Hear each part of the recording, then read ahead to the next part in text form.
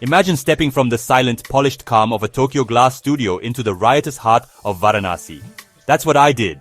My name is Akihiro, and back home, every cut in my Edo Kiriko glasswork is deliberate, measured, a quiet conversation between light and shadow. But here in India, devotion isn't quiet. It's everywhere, impossible to ignore.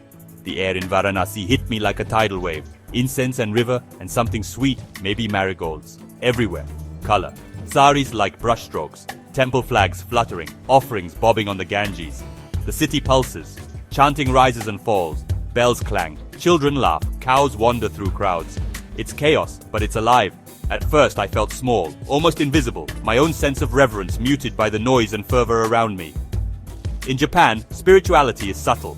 Bowed heads, a quiet shrine, the hush of a tea ceremony. Here, faith is unashamed, painted on faces, sung in streets, woven into every moment. I found myself drawn to the shrines crowding every corner.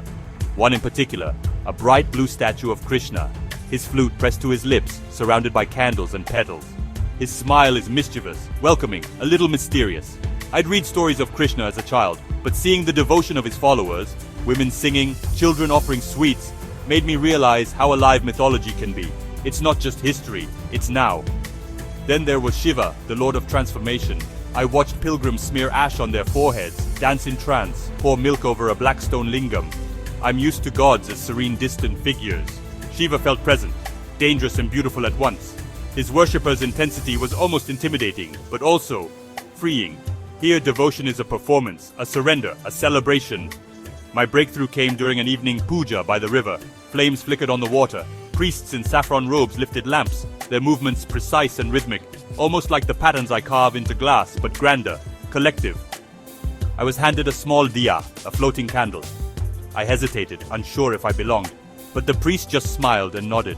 I set the candle adrift, watching its light join 1,000 others, tiny but part of something vast.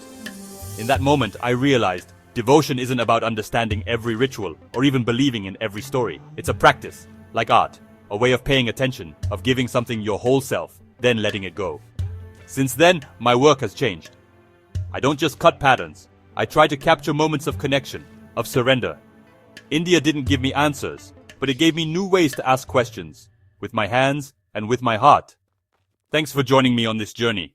Sometimes the most intricate patterns are woven not just with skill, but with devotion.